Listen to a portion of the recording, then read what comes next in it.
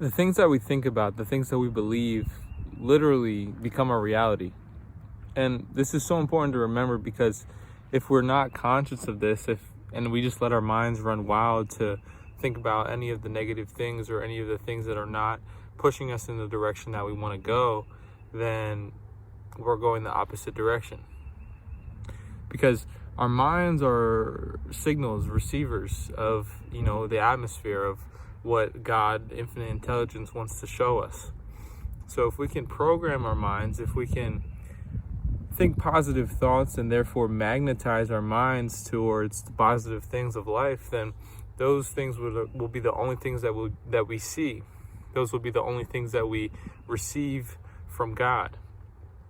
But if instead we're thinking of negative things, if we're giving in to worry, to fear, to doubt, to shame, to things that are on lower levels of the vibrational scale, then that is our reality. That is what we will see, because of the reticular activation system in our mind. It pays attention, it looks out for the things that you are constantly thinking about.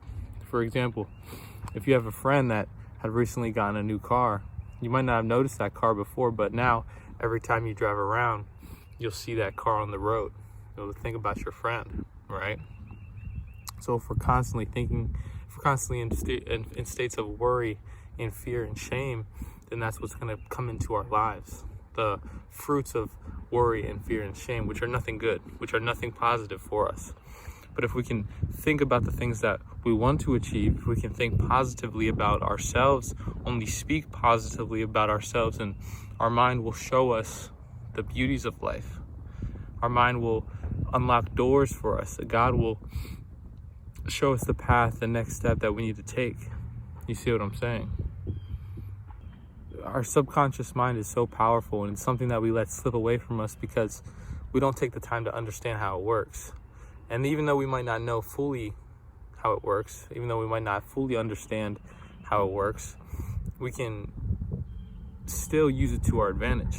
We don't have to fall subject to the negative programming of the world. If you look at the standard American, the standard person, they're overweight, they don't have any money, they are unprepared for any type of disaster. They're not vigilant, they're depressed, on medications. So if we can separate ourselves from the standardized way of thinking and instead program our minds to, like I said, attract the things that we want in our lives, then those things will simply come towards us. We won't need to work so hard for those things. I shouldn't say we won't need to work hard, because we will still need to work hard, but we won't need to grind so hard. We won't need to rub rocks together. Instead, it could be ice on ice. It will be a smooth transition into the new periods of life that we're meant to come into.